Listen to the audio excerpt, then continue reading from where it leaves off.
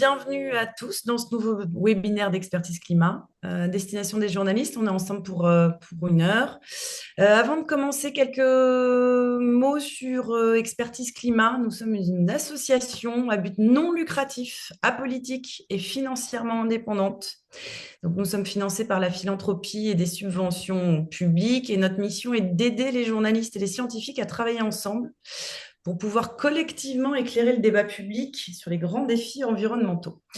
Alors aujourd'hui, on se penche sur la question des normes et plus précisément l'assouplissement des normes environnementales qui sont au cœur des revendications depuis le début des mobilisations, il y a maintenant 1 mois, et qui se sont cristallisées fortement autour du Mercosur. Alors, ce qu'on a pu entendre, concurrence déloyale, trop de normes, pas assez de terrain, laissez-nous produire, laissez-nous vivre, avec un gouvernement qui entend et qui répond à ces revendications, notamment l'ancienne ministre de l'Agriculture, on verra si c'est elle qui reconduit ou pas, mais qui a déclaré les agriculteurs en ont assez des interdictions, des procédures et des normes qui constituent de véritables boulets à leur liberté. Alors, est-ce que les agriculteurs sont réellement entravés par les normes environnementales? À qui profite cet assouplissement? Qu'attendre de la loi anti-entrave arrivée au Sénat? On en parle avec vous, Benoît Grimont-Pré. Bonjour. Vous êtes Bonjour. professeur de droit rural à l'Université de Poitiers.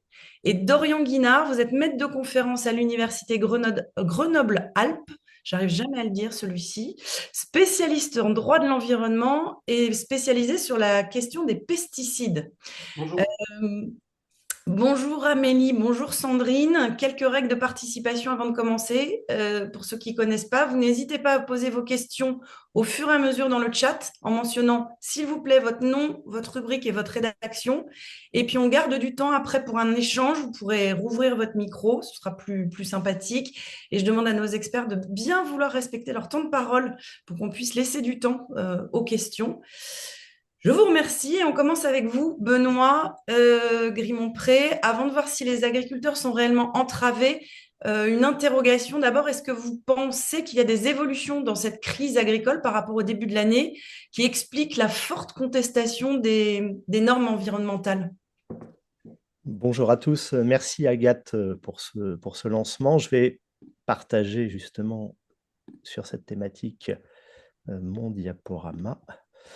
Euh, donc oui, on peut dire que il y a du changement dans la continuité par rapport aux manifestations du début de l'année 2024.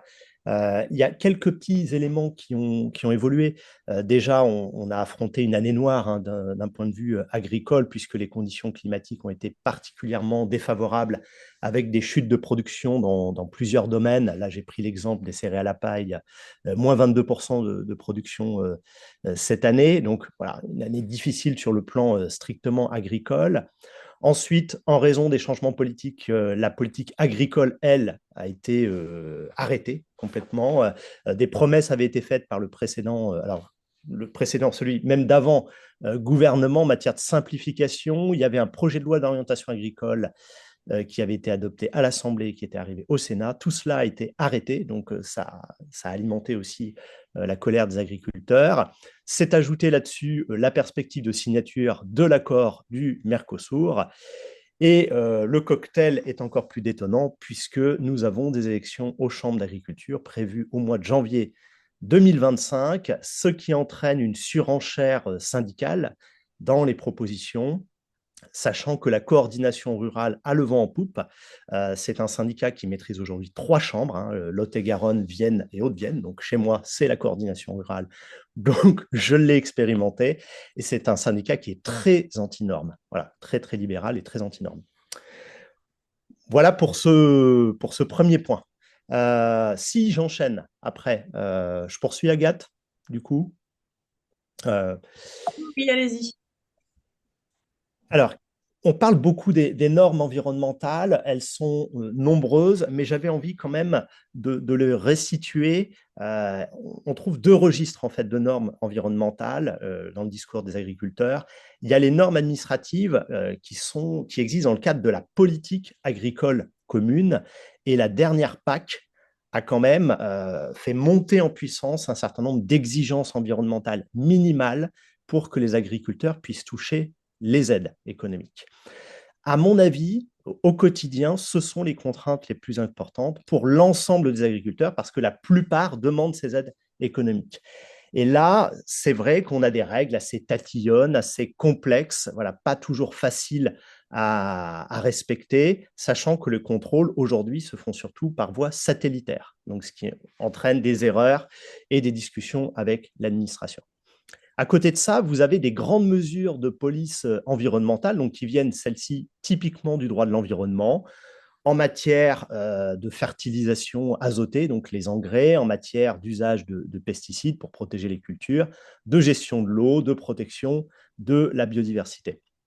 Ces normes, elles sont bien sûr au cœur des manifestations, mais il faut voir qu'elles ne touchent pas tous les agriculteurs de la même manière. Elles sont variables selon les filières, selon les types de production et selon les zones où sont situés aussi les producteurs. On se rend compte également, alors c'est variable selon les normes, mais que ce ne sont pas toujours les normes les plus contraignantes. Ce qu'on remarque, c'est que certains agriculteurs, parce qu'ils portent certains types de projets, vont être impactés par ces normes, alors que d'autres, pas du tout. Les contrôles s'effectuent surtout en amont lorsqu'on porte des projets. Je pense à des projets d'irrigation, des projets de construction d'infrastructures, des unités de méthanisation. Là, on va être confronté à ces normes-là administratives, mais un agriculteur lambda n'y est pas confronté au quotidien. Si j'avance un petit peu plus, pourquoi ces normes environnementales sont-elles aujourd'hui sous le feu des critiques?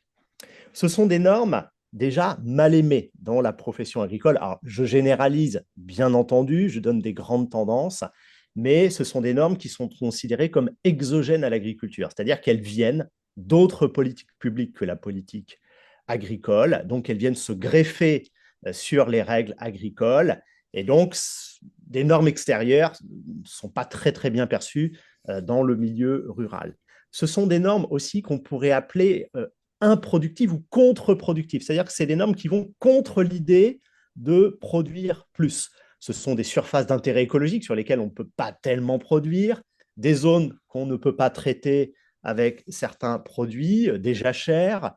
Donc, tout cela, les agriculteurs considèrent que ça va contre le sens de leur métier qui est de produire des denrées essentiellement alimentaires. Et puis, ce sont des normes subies par la profession agricole parce qu'elles ne sont pas anticipées.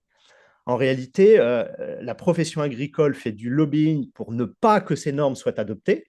Et quand elles finissent par passer, eh bien, ils se retrouvent voilà, devant le fait accompli, au pied du mur, et ils ne sont pas préparés à affronter ce type d'exigence. Donc, ça occasionne aussi une forme de colère.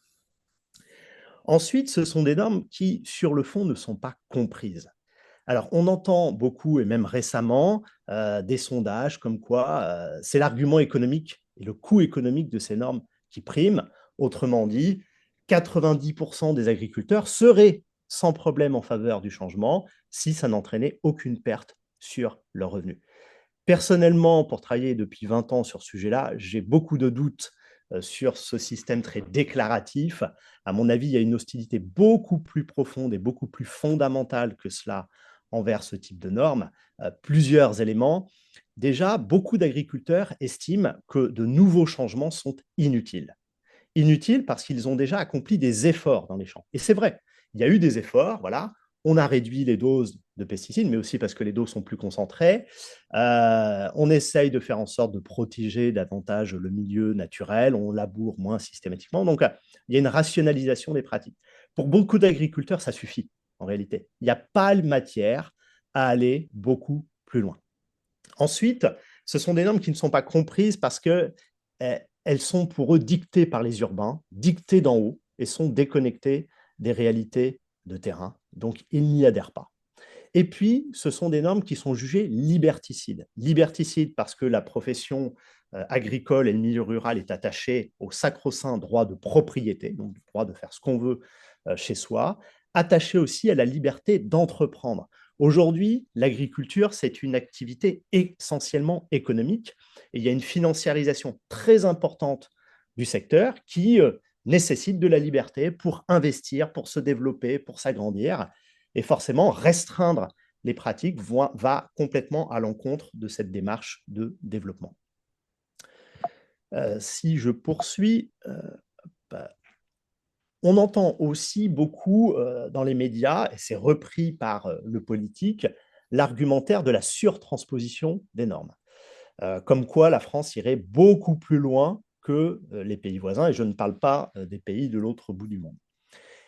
La surtransposition, en quelques mots, c'est quand même une expression fourre-tout aujourd'hui, hein, où on décrit beaucoup de choses, et une expression qui n'est pas du tout précise. Le phénomène de la surtransposition, on en parle dans quelques rapports, mais ce n'est pas un phénomène qui est documenté scientifiquement. Il n'y a pas du tout d'études exhaustives, ni quantitatives, c'est-à-dire sur le nombre de normes écologiques que nous aurions en France par rapport aux autres pays, ni qualitatives, c'est-à-dire qu'on ne sait pas si les normes françaises sont beaucoup plus exigeantes que celles des autres pays.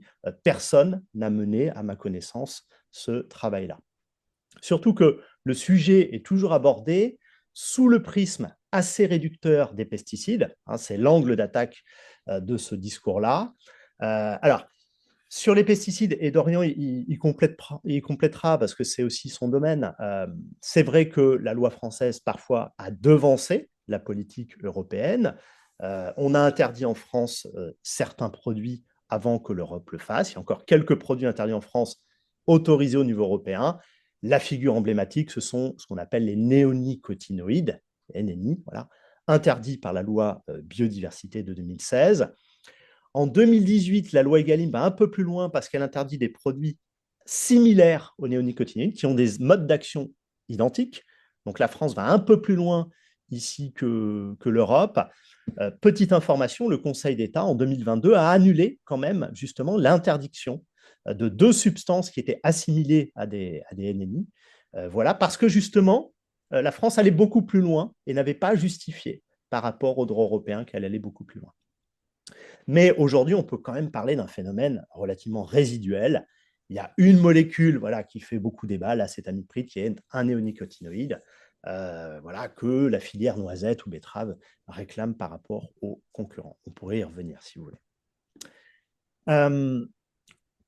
Ce prisme des pesticides, il est assez déformant. Pourquoi? Parce que si on regarde plus largement en matière de surtransposition, d'un point de vue environnemental, la France ne va pas toujours beaucoup plus loin que ses homologues. Il lui arrive même, c'est récurrent, de sous-transposer des directives, c'est-à-dire qu'en matière de gestion de la ressource en eau et ce qu'on appelle les zones vulnérables aux nitrates, on a été condamné plusieurs fois par la Cour de justice de l'Union européenne, et même en matière de pesticides, il nous a été reproché par le Conseil d'État de ne pas suffisamment protéger les riverains, comme l'exige la directive sur les pesticides.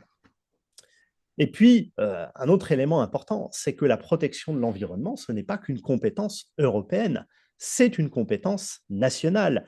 Nous avons ici, nous sommes souverains en matière écologique, et c'est tout à fait normal. Nous avons la charte de l'environnement qui est adossée à la Constitution. Nous avons un code de l'environnement qui date de bien avant les politiques écologiques européennes. Donc, il est tout à fait logique que la France, sur certains points, adopte des normes spécifiques et qui ne sont pas celles des autres pays. Les installations classées pour la protection de l'environnement, le fait que les préfets puissent prendre des arrêtés pour protéger les biotopes, toute la législation en matière d'urbanisme, parce qu'il y a un volet environnemental, la régulation du foncier, la protection des aires de captage, tout ça est franco-français et c'est complètement logique en réalité, parce que ce sont des problématiques territoriales et nationales. Les discours anti-normes qu'on entend beaucoup aujourd'hui, qu'est-ce qu'ils cachent? Pour moi, en fait, il y a 2 discours en un. Il y a un discours d'abord professionnel sur la surcharge normative. Ce n'est pas un discours politique, c'est un discours voilà, de rationalisation de la gestion de l'entreprise agricole. Il y a une complexité des normes, il y a un manque d'information et d'accompagnement de la profession agricole. J'ai pu travailler sur les haies, sur les cours d'eau, c'est un casse-tête chinois pour s'y retrouver. C'est vrai que l'agriculteur, il ne sait pas toujours ce qu'il peut faire, ce qu'il ne peut pas faire. Il y a des rapports parfois compliqués avec l'administration, ce qui fait perdre du sens voilà, au métier d'agriculteur. Donc ça, c'est vrai, et on peut travailler là-dessus. Mais il y a un autre discours qui est venu se greffer, qui est un discours, cette fois-ci, purement politique, sur ce que j'appellerais la compétitivité normative. Voilà. Et derrière, la compétitivité économique. Pour moi, c'est une instrumentalisation du premier discours. C'est-à-dire qu'on est dans la logique qui est contraire à l'adage. Vous savez, vous dites, quand je me regarde, euh, je me désole et comme je me compare, voilà, je me console. Là, c'est l'inverse. C'est-à-dire que l'agriculteur français, quand il se regarde, il se console parce que c'est le meilleur agriculteur du monde, il a l'agriculture la plus performante d'un point de vue écologique, mais quand il se compare, bah, il se désole parce que les autres ont plus de liberté, il estime, que lui-même. Alors, derrière ce discours-là, sur la compétitivité normative, en réalité, il y a une utilisation pour essayer de modifier le rapport de force en France, dans les politiques publiques, le rapport de force avec l'écologie. C'est-à-dire que l'agriculture estime avoir été depuis quelques années maltraitée par rapport à la préoccupation écologique. Et donc, elle doit revenir à un niveau égal, voire supérieur par rapport à l'écologie. Et ça, c'est une prise de position politique. Alors ensuite, quand on dit que les normes ont un impact sur la compétitivité économique et sur les coûts de production, oui, c'est une évidence. Si vous prenez la filière bio qui a les normes les plus exigeantes, on sait bien sûr que la filière bio a des coûts de production supérieurs et c'est pour ça qu'elle a besoin d'aide particulière et de valorisation sur le marché. Mais si on prend les normes environnementales aujourd'hui basiques en France, on ne peut pas dire que ce sont ces normes-là qui impactent le plus la compétitivité des fermes. Si on prend les grandes cultures, par exemple. Il y a d'autres facteurs. Il y a la fiscalité, il y a le coût du travail, il y a des économies d'échelle parce qu'on a une régulation de notre foncier qui n'existe pas ailleurs. Donc, on ne peut pas s'agrandir à l'infini.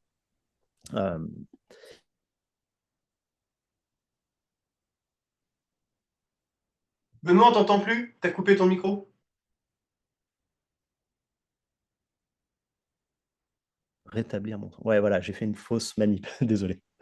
Et si on prend le sujet d'actualité du Mercosur, par rapport à cette question des normes, alors oui, on met beaucoup en avant le fait que le danger du Mercosur, ce sont des importations nouvelles, sans droit de douane, qui vont concurrencer certaines de nos filières. Mais pour moi, le danger réel du Mercosur, il est plus grave que ça.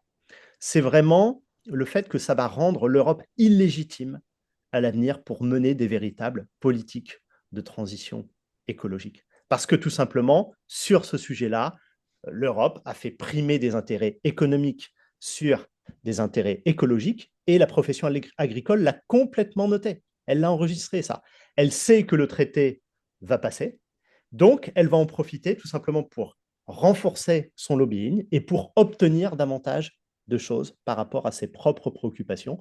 Donc ça va peser forcément dans les négociations sur la future PAC. Et c'est ça le véritable danger de l'adoption du Mercosur. Merci. Et voilà. Bon, je terminerai tout à l'heure, voilà, après Dorian. Voilà. Ah, Ben, je pense que vous pouvez conclure, Benoît, il n'y a pas de problème. non, On a non, le ben, temps. Non, parce on prendra la qu'on parole a une petite après, oui, séquence parce que voilà, où on fera un petit bilan à la fin. Voilà. ouais, ouais, je vais passer la parole à Dorian parce qu'on entend dans ce que vous nous dites là qu'il y a derrière cette opposition aux normes environnementales une crainte, et notamment une crainte de perte de compétitivité et donc de revenus en fait des agriculteurs.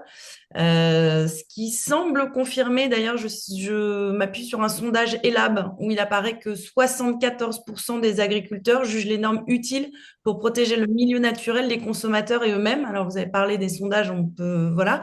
Mais je vous passe la parole, Dorian, parce que du coup, ça nous amène sur cette question, finalement, à qui profitent les remises en cause des normes environnementales? À qui ça profite? Ouais, juste avant de répondre à cette question, et donc ce sera en dehors de mes 5 minutes accordées. Juste pour revenir sur ce que disait Benoît par rapport au phyto, effectivement, bah, je partage 100% de ce qui a été dit. En plus, je me souviens d'une réunion qu'on avait faite au Sénat, on était auditionnés tous les deux, où Benoît avait longtemps détaillé le régime juridique des haies sans que ça ait été vraiment pris en compte par les sénateurs en face de nous. Donc oui, il y a vraiment un flou dans certaines normes environnementales.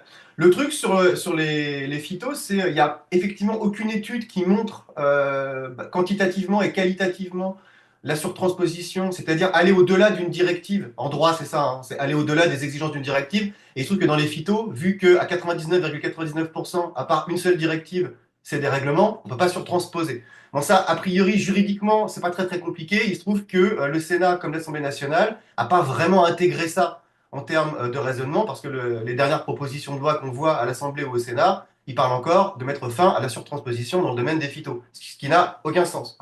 Et à mal nommer les choses, rajouter au malheur du monde. Donc en fait, on ne règle pas les problèmes. C'est un vrai souci, hein, au-delà de la formule de Camus, hein.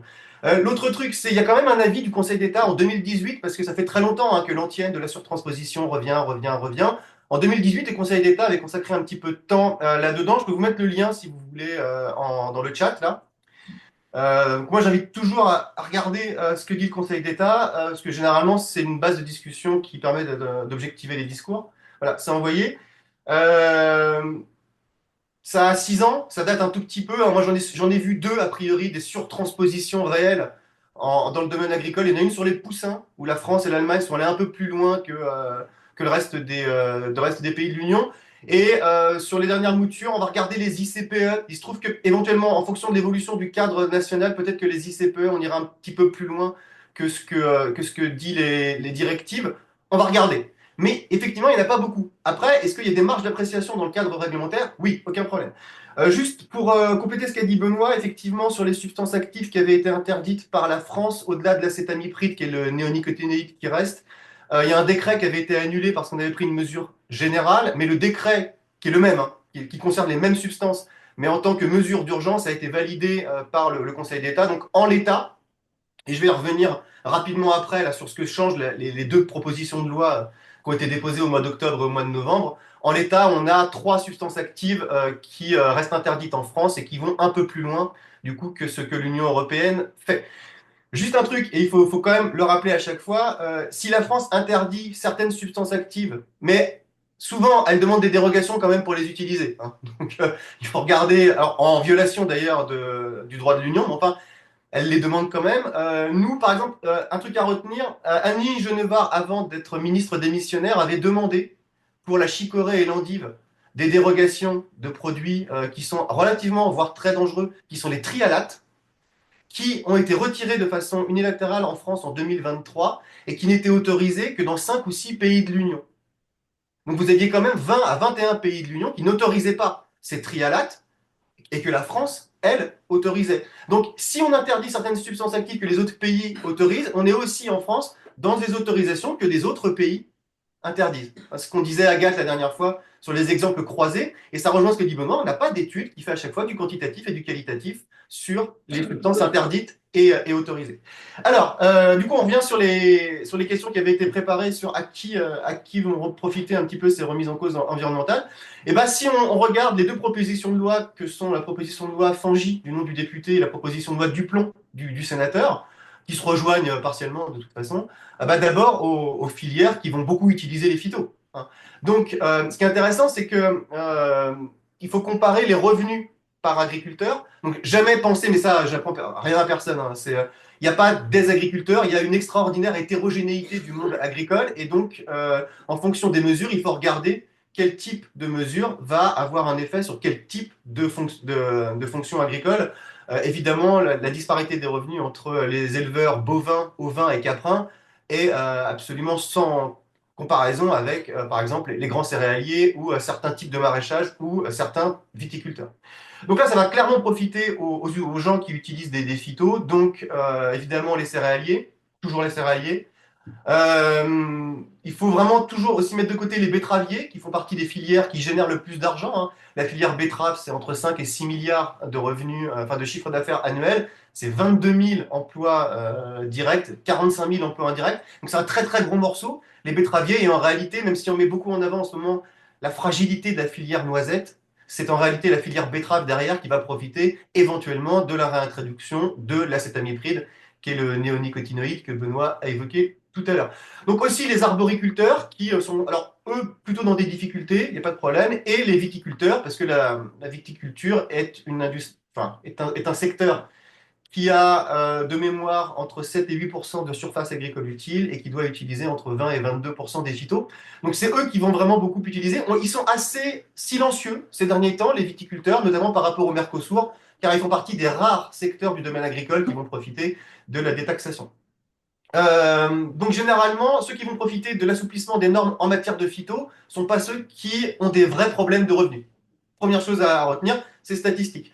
La deuxième chose, c'est que l'assouplissement des normes environnementales aussi sur l'eau, parce qu'après on en parlera dans ce qui est prévu, notamment sur la construction des ouvrages qui permettent de stocker l'eau, vont profiter aussi à ceux qui ont besoin beaucoup d'irrigation, à savoir ceux qui font en gros, je la fais de façon schématique, mais c'est évidemment de la céréale avec en premier lieu le maïs, éventuellement un peu blé tendre, blé dur, des tournesols, du triticale, et donc pas forcément d'énormes problèmes de revenus, à savoir après si ces exploitations sont aussi en polyculture élevage. Et quand vous stockez de l'eau, vous en avez aussi un peu besoin pour les bêtes, mais c'est pas forcément que pour les bêtes que ça a été prévu. Donc sur ce que disait Benoît par rapport à la remise en cause des normes, euh, ça va profiter à des filières qui ne sont pas forcément les filières qui sont le plus en difficulté et c'est mené, et ça c'est factuel, hein, c'est mené par deux syndicats qui sont en réalité groupés, qui sont la FNSEA et la Jeunesse agricole. Et quand vous interrogez les paysans, comme ce que fait du coup Benoît depuis 20 ans, et puis moi ce que je fais depuis un peu moins longtemps, tout secteur confondu quand vous allez vraiment sur le terrain, donc les gens de la FDSEA et la Conf, et aussi la coordination rurale, parce que les discours peuvent se croiser sur certains points, typiquement sur le Mercosur. Les gens qui sont en polyculture élevage, par exemple, ce qu'ils mettent en avant, c'est éventuellement des dates pour certaines semences, pour des normes administratives françaises qui ne sont pas des normes environnementales, qui peuvent leur poser des problèmes dans la vie de tous les jours, mais les normes environnementales ne sont pas mises en avant directement comme ayant un impact fort sur le revenu. Ils pourraient s'en dépêtrer s'ils n'avaient pas d'autres normes administratives qui seraient très chronophages et qui viendraient les embêter dans leur pratique.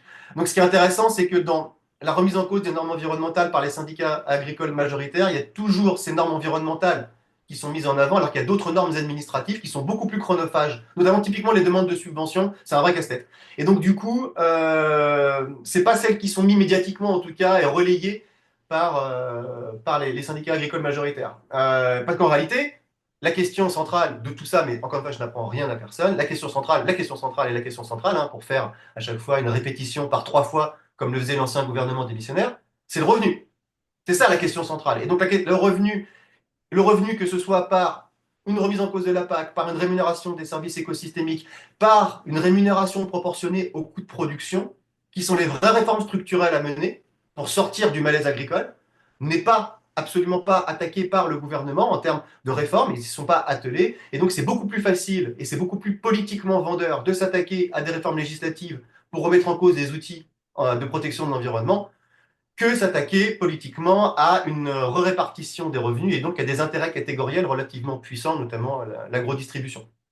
Dernier truc, et parce que j'y ai pensé quand Benoît en a parlé, effectivement, quand on parle de transposition et de protection, la France, sur les zones humides notamment, s'est fait taper dessus par le Conseil d'État de façon assez frontale et on protège pas vraiment aussi les espaces des pesticides au-delà des espèces. Donc attention, l'agriculture a ce site particulier, et même si certains agriculteurs ne le comprennent pas, c'est que les externalités du métier d'agriculteur nous concernent tous, que ce soit au niveau santé ou au niveau environnement, ce qui donne aussi une légitimité à des gens qui ne sont pas agriculteurs d'intervenir dans les discours, en lieu et place d'un certain nombre d'agriculteurs, parce que les répercussions sont généralisées et ne concernent pas qu'une seule profession. Toutes les professions n'ont pas cette caractéristique. Il se trouve que les agriculteurs, c'est une des caractéristiques centrales, quoi. Là, je suis dans les 5 minutes, c'est bon, on peut passer à autre chose du coup, Oui, oui, Agathe. oui, oui. Ok, Alors super. justement, on a bien compris à qui ça profite, donc à certaines filières, à certains syndicats qui portent aussi ces revendications-là. Ouais. Et j'aimerais qu'on voit la réponse politique qui est apportée. Vous disiez, c'est plus facile et politiquement plus vendeur. Vous avez décrypté la PPL. Alors, Ouais. je rappelle donc cette PPL Duplomb, qui est du nom du sénateur, qui est aussi agriculteur, C'est donc une proposition de loi qui est arrivée au Sénat ces derniers jours et qui devait être débattue la semaine prochaine, mais la motion de censure l'a reportée à 2025. Il n'empêche qu'elle est dans les cartons. Elle est présentée comme la loi, alors son surnom, c'est la loi anti-entrave et qui est destinée, je cite, à libérer la production agricole. Est-ce que Dorian, vous pouvez nous en éclairer les enjeux? Qu'est-ce qu'il y a dans ce texte et est-ce que ça peut être une solution apportée à la crise agricole? Alors, la réponse est non. Je vais le décrypter, la réponse est non, ça c'est sûr. Benoît, tu compléteras sur si j'oublie des trucs. Moi, j'ai ciblé vraiment les phytos et l'eau. Alors, il y a d'autres choses à dire après hein, sur l'OFB et compagnie, mais j'ai ciblé les phytos et l'eau, c'est déjà suffisamment long. Ce qui est très intéressant, c'est que dans le titre premier, encore une fois, il est question de mettre fin aux surtranspositions. Et ce qui est inscrit dans la proposition de loi Duplon ne remettra pas en cause la surtransposition. Mais ils ont quand même un petit peu évolué dans leur vocabulaire, parce qu'ils se sont aperçus que de temps en temps, ils disaient des choses qui juridiquement étaient fausses. Ils ont mis maintenant surtransposition et surréglementation. Alors ça, c'est encore plus flou que ce que évoquait Benoît tout à l'heure, c'est que moi, la surréglementation, je ne sais pas ce que c'est. Mais eux non plus, c'est ça qui est rassurant, c'est ça le truc. Et donc du coup, ce qu'il faut voir, première chose, c'est que la semaine dernière, c'est passé en commission des affaires économiques au Sénat, et elle a été retoquée sur plusieurs points, la proposition de loi Duplon. Juridiquement, c'était pas tenable. Typiquement, le premier point, alors je fais tout ça de mémoire pour aller relativement vite, pour laisser la place aux questions.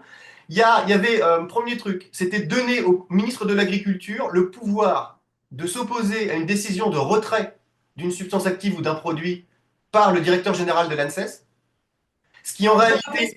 On peut rappeler l'ANSES, l'Agence de sécurité? C'est l'agence de sécurité sanitaire en France, environnement et travail, mais c'est celle qui, entre autres missions, fait les autorisations de mise sur le marché et le retrait et le renouvellement des produits phytopharmaceutiques en France, en sachant que les substances actives sont autorisées à l'échelle de l'Union européenne par l'agence sanitaire européenne qui s'appelle le FSA. Donc le FSA autorise les substances actives et nous, on autorise en France les produits phytopharmaceutiques. Et c'est pour ça qu'il peut y avoir des divergences entre la France et les autres pays, parce qu'il peut y avoir des dangers ou des risques entre des substances actives et des coformulants, alors que dans d'autres pays, ils ne les voient pas. Ce qui pose la question de savoir pourquoi dans les autres pays, ils ne les voient pas. Mais ça, on en discutera tout à l'heure. Donc, il y avait cette idée qui avait été introduite en 2014 dans notre droit par des réformes législatives de donner au directeur général de l'ANSES le pouvoir de retirer et donc de ne pas renouveler un certain nombre de produits phytopharmaceutiques sans recours hiérarchique. Ça, c'est au 11 décembre, c'est encore notre droit, ça.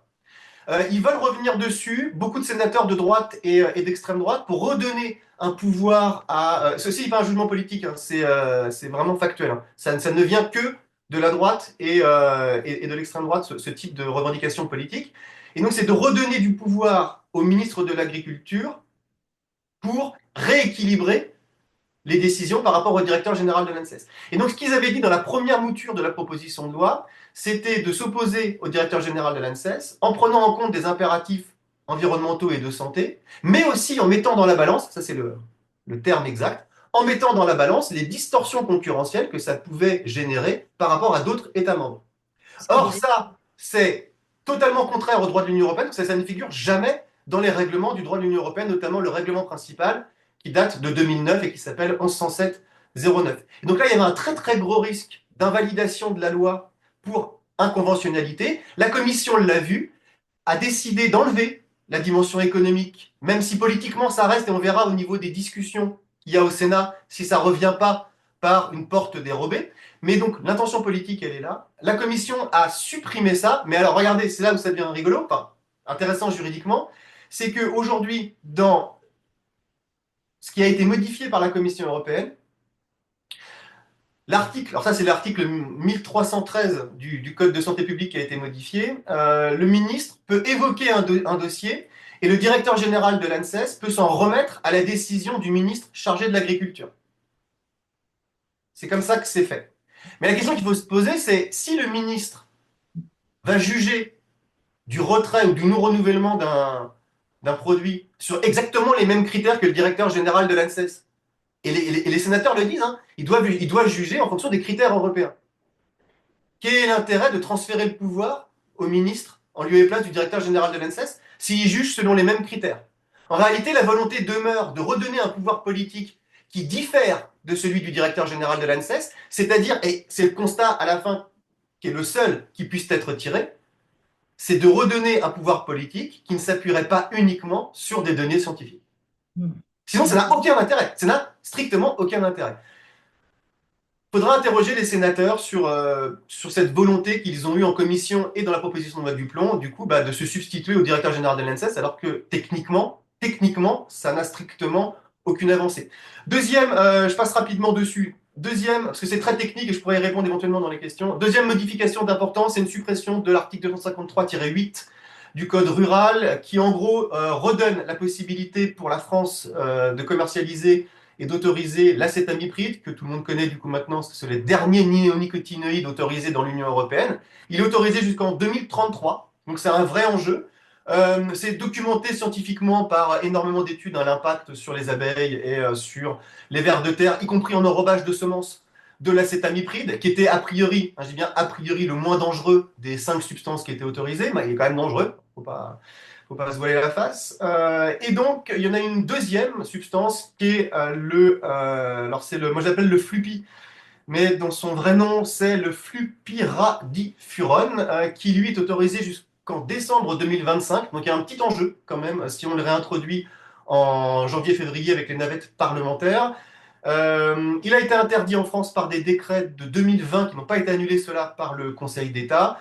Et il y en a une troisième substance qui est le sulfaxoflore, mais lui, on s'en fiche un petit peu parce qu'en réalité, l'Union européenne a circonscrit son usage aux serres permanentes, donc ça n'a pas d'enjeu environnemental.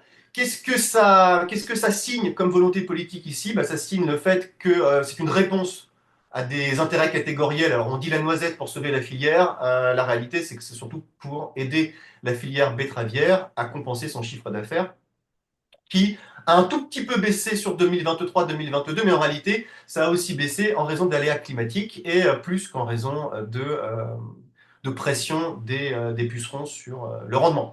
Les deux sont mêlés, mais ce qui est intéressant ici, et c'est ce que ça rejoint ce que disait Benoît tout à l'heure, il est aussi question ici de souveraineté écologique. Je ne suis pas du tout sûr que le choix de très court terme n'obère pas la capacité des générations futures à assurer leur propre sécurité à moyen et long terme. Et je ne suis pas du tout sûr que ce choix-là corresponde aussi au principe de précaution tel qu'il est interprété par les juges administratifs en France et par le Conseil constitutionnel. Donc à voir hein, si cette réintroduction ne subirait pas cette fois une censure du Conseil constit qu'il n'avait pas faite en 2020 parce qu'il était mal éclairé scientifiquement. La décision de réintroduction des néonicotinoïdes pour des molécules beaucoup plus dangereuses en 2020 est extrêmement critiquable. D'ailleurs, elle a été critiquée, y compris par moi-même. Ensuite, ce qui est intéressant, c'est qu'on revient hein, au fur et à mesure sur les acquis. Alors là, il y a aussi une réintroduction de l'épandage aérien qui est interdit en France, avec quelques dérogations de temps en temps, notamment quand il y a des très grosses pressions cryptogamiques, typiquement le mildiou. Je me souviens d'avoir commenté la réintroduction en 2020 pour l'eau des blaireaux en épandage par aéronef. Là, il paraît qu'on va du coup utiliser la technique la plus aboutie qui sont l'épandage par drone. Et donc, à la fois le député Fangy et le sénateur Duplon se sont appuyés sur un rapport de l'ANSES de juillet 2022, si je ne dis pas de mémoire, 1er juillet 2022 de mémoire, qui avait été demandé pour faire l'analyse un petit peu comparative entre les avantages et les inconvénients de l'épandage aérien par rapport à la pulvérisation terrestre, en sachant que le droit de l'Union européenne, dans l'article 9 de la directive de 2009, interdit de façon générale les épandages aériens et n'autorise des dérogations que si ces dérogations présentent des avantages manifestes par rapport à la pulvérisation terrestre. La question que vous avez tous compris, c'est comment on définit le manifeste. Et ce qui est très intéressant, c'est que les sénateurs et les députés disent que le rapport de l'ANSES met au jour des avantages manifestes et que donc on va pouvoir réintroduire, au nom d'une technologie qui viendrait tous nous sauver là-dessus, l'épandage aérien par drone. En réalité, moi, je suis allé lire l'ensemble, la totalité du rapport de l'ANSES du 1er juillet 2022. C'est beaucoup, beaucoup plus nuancé que cela. C'est qu'il y a des avantages qui sont multiples, c'est le mot qui est employé par l'ANSES. Il y a aussi des très gros inconvénients qui sont mis en œuvre, qui sont mis au jour, pardon, par l'ANSES. Et l'ANSES, la conclusion quand même qu'elle retient, c'est qu'à ce stade, l'analyse des données ne permet pas de dégager des conclusions générales robustes compte tenu des incertitudes observées, notamment au niveau protocolaire. Il y a des insuffisances manifestes sur les faces inférieures des feuilles. Donc, quand vous utilisez les drones pour traiter contre le mildiou dans les vignes, en fait, c'est pas mieux que la pulvérisation terrestre. Donc, moi, ce à quoi j'invite l'ensemble des journalistes, c'est de lire le rapport de l'ANSES pour comparer un petit peu par rapport à la présentation qui en est faite par les députés et les sénateurs. Et vous verrez que, de mon point de vue, mais à mon avis, ça va être le point de vue de beaucoup de monde, le manifeste qui ressort de la directive de 2009, il n'est pas rempli ici. Donc, encore une fois, s'interroger sur la façon dont est mis en œuvre un discours politique qui viendrait aider à résoudre un certain nombre de problèmes d'une crise qui, en réalité, eh bien, est plus que à nuancer. Tout ça va être publié par, enfin, cette analyse va être publiée par Basta dans les jours qui viennent, parce que ils ont accepté l'analyse que j'ai faite. Donc, si je suis allé trop vite ou quoi que ce soit, on retrouvera tout ça, ou je peux vous envoyer la version off que j'ai faite. Ensuite, rapidement, je crois que je dépasse un peu le. Voilà, Oui. très rapidement, le dernier truc, c'est sur l'eau, moi que j'avais regardé. C'est la vraie antienne sur laquelle on s'était prononcé avec Benoît en mai au Sénat. C'est l'intérêt général majeur de l'agriculture. Je pourrais en parler pendant 2 heures, donc je vais faire très très court, j'en parlais pendant 2 minutes. Moi, j'y ai vu deux incidences. La première, c'est effectivement, comme le disait Benoît, de rééquilibrer le secteur Alors, agricole par rapport à l'environnement. Dorian, pardon, Ouais. je vous coupe. Est-ce qu'on peut rappeler sur l'eau, qu'est-ce qui est prévu dans cette PPL, s'il vous plaît? Ils veulent mettre en avant les stockages d'eau, donc les mégabassines. On va le faire très rapidement. Les retenues de substitution que certains appellent les mégabassines, ils veulent l'ériger en intérêt général majeur pour faciliter l'installation de ces structures. En réalité, il faut comprendre deux trucs. Le premier, c'est oui, ça, contrairement à ce que disent certains collègues, il y aura quand même une incidence. Moi, je l'ai vu sur quand on sera en sécheresse et que vous aurez des restrictions d'usage qui seront décidées par les préfets, notamment au niveau le plus ultime, qui est le niveau crise. Le fait qu'il y ait un intérêt général majeur accordé à l'agriculture, notamment dans le code rural, permettra, ou en tout cas aura une incidence sur les préfets pour ne pas mettre les agriculteurs qui irriguent dans les restrictions d'usage. Donc on verra comment le contentieux se fait, mais c'est sûr que ça aura une incidence de ce point de vue-là. Le deuxième, c'est par rapport au prélèvement des masses d'eau. Et là, les sénateurs en commission ont été plus subtils que la proposition de loi du plan, c'est qu'ils ont remis l'intérêt général majeur au sein du Code de l'environnement en conformité avec les SDAGE. Ils ont été plus subtils, hein, et je vais vous expliquer pourquoi. Parce que Pardon, Dorian. les schémas directeurs d'aménagement et de gestion des eaux, Merci. ça dérive directement de la directive 4 sur l'eau de 2000, transposée chez nous en 2006. Et donc, du coup, cet intérêt général majeur, pour eux, procédera du bon équilibre des masses d'eau. Et donc là, ils entretiennent une certaine confusion par rapport au contentieux. Dans les questions, j'y répondrai, c'est de la technique sur laquelle il va falloir revenir. Le truc qui n'a aucun sens, mais ils l'ont quand même fait, c'est qu'ils ont voulu aussi mettre l'intérêt général majeur des méga-bassines pour permettre une validation par rapport aux dérogations espèces protégées. Parce qu'en fait, quand vous allez construire des méga-bassines, il y a quasiment maintenant, dans 50% des cas, des espèces protégées. Vous allez voir sur Sainte-Soline prochainement par rapport à la décision de la Cour administrative d'appel de Bordeaux. L'idée, c'était de sécuriser la construction de ces ouvrages en disant il y a une raison impérative d'intérêt général majeur pour ces bassines reconnues par la loi, et donc on ne peut pas l'annuler sur le défaut de raison impérative d'intérêt général majeur, comme par exemple l'autoroute A69 pourrait être annulée. D'accord? En réalité, juridiquement, c'est pas bon. Enfin, là, il faut revoir la copie. Pourquoi? Parce que cette notion est une notion européenne qui dérive de la directive Habitat, et la loi ne peut pas, de façon générale, ordonner pour tel secteur cet intérêt général majeur. On l'a fait pour les énergies renouvelables pour une seule raison, c'est qu'en réalité, il y a un règlement européen en décembre 2022 qui le décrétait. Donc, ce n'était pas un fondement législatif. Donc là, il y a une inconventionnalité qui est en train d'être mise en place à l'article 211-1, alinéa 1 du Code de l'environnement, qui doit être corrigée, et à mon avis, qui sera corrigée au Sénat. Je termine là-dessus. De mon point de vue, c'est de l'affichage politique, c'est pas du droit qui est pérenne. Et à qui ça profite? Ça profite aux gens qui vont utiliser les retenues de substitution. Donc, en premier lieu, ceux qui font du maïs, un petit peu de tournesol. Et de façon. Donc, c'est en gros, à chaque fois, quand vous regardez les contrats qui sont signés avec les collectivités, c'est 6 à 8% des agriculteurs du coin. Et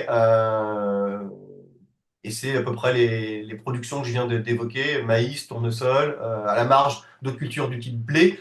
Les cultures dont on a besoin en fait en été, donc moins le blé que le maïs. Hein. Le maïs, c'est vraiment. En sachant que le maïs, pas tout le maïs est irrigué, hein, c'est seulement 600 000 sur les 3,5 millions. Et un peu d'irrigation quand même. Et puis ce qui est mis en avant, c'est les maraîchages. Mais quand on regarde les surfaces agricoles utiles pour les maraîchages par rapport aux grandes cultures, ça fait comme ça à peu près. Quoi. On le voit même pas dans la caméra. Quoi. Alors, On a parlé d'assouplissement, nous, des normes environnementales. À vous entendre, c'est bien un recul général. Benoît, est-ce que vous voulez rajouter un mot sur cette PPL avant de conclure? Euh, Merci, ju- Dorian. Juste sur la PPL, c'est vrai que par rapport à la suppression des entraves au métier d'agriculteur, c'est assez limité. Finalement, on évoque que trois, quatre sujets maximum. Donc, on ne peut pas dire qu'il s'agit de véritables mesures de simplification de la pratique du métier d'agriculteur. Comme Dorian l'a dit, ça va toucher quelques filières très précises, soit qui utilisent le produit considéré, sachant que l'acétamipride, si on ne cadre pas quand même, ça peut être réutilisé en grande culture aussi. Donc, il aurait pu être intelligent de circonscrire la réintroduction de cette molécule à certaines cultures, comme on l'avait fait pour la betterave voilà, en 2020. Donc, on aurait pu dire, bah, c'est pour la noisette, point. Voilà, à la limite pour la betterave. Mais là, ça veut dire qu'on ouvre, on rouvre la boîte de Pandore. Et puis sur la gestion de l'eau, ce qui est triste, c'est que cette proposition ne tient pas compte de la complexité du sujet de la construction des retenues de stockage de l'eau, parce que sur les territoires concernés, il y a eu beaucoup de discussions, de négociations, de projets de territoire qui ont été menés, avec des équilibres qui ne sont pas parfaits, mais voilà, ils sont ce qu'ils sont. Et là, ce serait un passage en force par la loi où on imposerait les méga-bassines, alors qu'aujourd'hui, on nécessite un projet de territoire pour la gestion de l'eau, c'est-à-dire une concertation de tous les acteurs pour se mettre d'accord sur combien on stocke d'eau et surtout comment on transforme le modèle agricole aussi sur le territoire. Et ça, bah, du coup, ça tomberait pour le coup complètement à l'eau. Je m'arrête là juste pour la PPL. Merci beaucoup. Est-ce que vous voulez conclure sur ces normes environnementales, cet assouplissement, à qui profite cet assouplissement des normes environnementales finalement? Alors, je peux effectivement voilà, donner quelques éléments conclusifs. Est-ce que l'assouplissement de ces normes est une solution pour l'avenir de l'agriculture? Mes réflexions sont que contester à tout prix la réglementation n'est pas forcément une bonne idée pour les agriculteurs parce que la réglementation les protège aussi. Les protège d'un point de vue social parce que c'est ce qui garantit aussi leur image de ne pas être des pollueurs pour les citoyens, et ça c'est important, et les protège sur les marchés. C'est-à-dire qu'aujourd'hui, ils se prévalent d'une forme de distinction sur le marché parce que justement, ils ont des normes, notamment en matière d'élevage, un peu plus exigeantes que les autres. Donc, jeter toutes les normes avec le bébé des normes, avec l'eau du Mercosur, n'est peut-être pas une bonne idée. Ensuite, je crois qu'il ne faut pas confondre simplification et abaissement des normes. Je crois que ce sont deux questions véritablement distinctes. On peut tout à fait faire mieux d'un point de vue environnemental avec moins. C'est ça l'enjeu. Et les mesures de simplification, dites de simplification de la PPL, là, qui a été présentée par Dorian, ne simplifient rien du tout. Je dirais que ce n'est même pas un travail qui a été fait sur le fond. De plus, on ne change pas le logiciel politique qui est réglementé ou déréglementé. En gros, il y aurait l'alternative, ce serait soit plus de réglementation, soit une déréglementation. Et en fait, ce n'est pas comme ça qu'on doit forcément penser la question. Ça, c'est une vision très politique. Et je pense que sur cette question des normes, il faudrait dépolitiser la question pour revenir à des choses beaucoup plus concrètes, efficaces, beaucoup plus techniques, où on cherche véritablement à comprendre ce qui ne va pas et à maintenir un haut degré de protection de l'environnement, mais aussi à harmoniser cela avec les besoins que les agriculteurs ont de pratiquer leur métier. Et le dernier élément, ce serait, est-ce qu'on ne peut pas réfléchir à des normes qui soient à la fois plus efficaces et mieux acceptées par la profession agricole?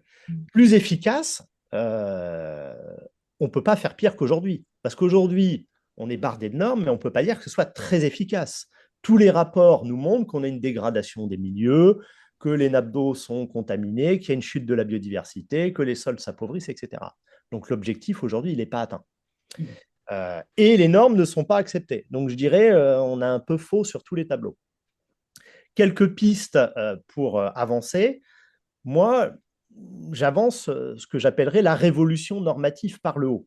La révolution normative par le haut, c'est tout simplement une forme de progressivité des normes où on demande plus d'efforts à ceux qui ont le plus. En gros, plus on s'agrandit, plus on se concentre, plus on intensifie sa production, plus on devrait être soumis à des normes exigeantes. Voilà. Alors que ceux qui sont dans des structures de taille tout à fait raisonnables, qui sont déjà dans des pratiques raisonnées, ben, on les laisserait davantage tranquilles. Voilà. Ça, c'est une première piste. L'autre piste, c'est qu'aujourd'hui, on s'est concentré depuis plusieurs années sur les normes, sur les producteurs. On fait peser les normes sur les producteurs agricoles. Or, on se rend compte qu'il faudrait engager l'ensemble de la filière, c'est-à-dire à tous ceux, on devrait obliger tous ceux qui prescrivent les pratiques, ceux qui sont prescripteurs des pratiques agricoles, donc les coopératives, voilà, toute l'organisation des filières, les acheteurs de produits agricoles. Donc, si on étend le rayon des normes à tous ceux qui gravitent autour de l'agriculteur, on arrivera à embarquer plus de monde et on aura des politiques beaucoup plus cohérentes. Et le troisième point, c'est que on devrait miser sur la relocalisation des politiques de transition, c'est-à-dire davantage miser sur des projets de territoire.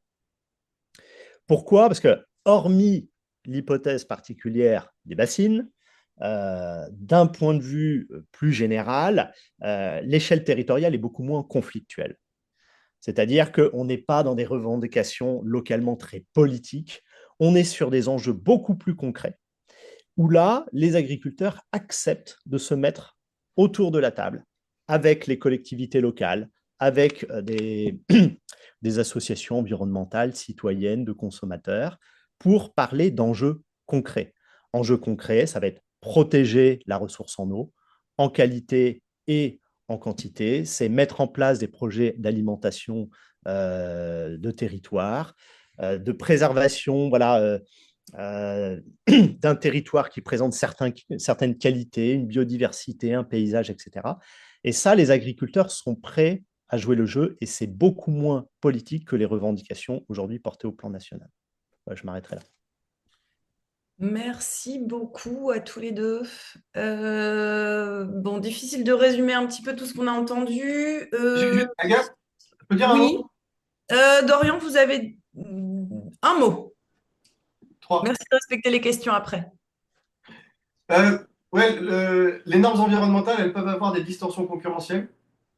Aucun problème. La question, c'est comment on arrive à juguler les distorsions concurrentielles. Il y a quand même des instruments juridiques, notamment d'interdiction d'importation de denrées qui sont traitées avec des substances dont on estime qu'elles présentent un risque sérieux. On a fait ça pour les cerises avec le diméthoate et le phosphète. On peut le refaire avec d'autres trucs. On l'a fait en février avec le thiaclopride pour les pays, notamment d'Amérique du Sud.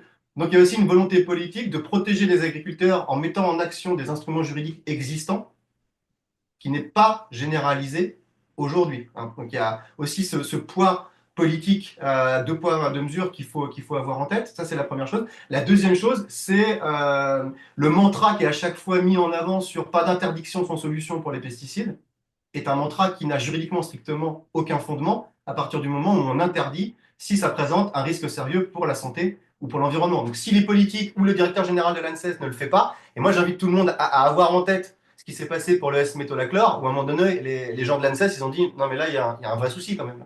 Et c'était l'affrontement entre Marc Fesneau et Elisabeth Borne, pour savoir à l'époque comment on allait trancher la question. Donc il y a plein de mantras politiques qui sont totalement déconnectés de la réalité juridique et donc, du coup, bah, ça reste du pur discours sans strictement aucun effet, même performatif, hein, ça ne peut pas aboutir. La deuxième chose, c'est le revenu, c'est le revenu, c'est le revenu. Et tant qu'on n'aura pas mis en place des garanties de revenus pour les paysans, on n'aura pas de transition écologique qui commence véritablement. Merci beaucoup. Bon, j'en retiens, avant de passer aux questions, peut-être que on entend parler de trop de normes, quand on entend parler de trop de normes environnementales, attention, quand on entend parler de surtransposition, attention. On comprend qu'il s'agit d'un enjeu de compétitivité dans un contexte d'élection en chambre d'agriculture. Pour ceux que ça intéresse, ce sera aussi l'objet d'un webinaire au mois de janvier. Donc ça pose, on voit bien que ces normes-là posent la question et vous l'avez dit Dorian aussi, sur la transition, en tout cas de la question du modèle agricole.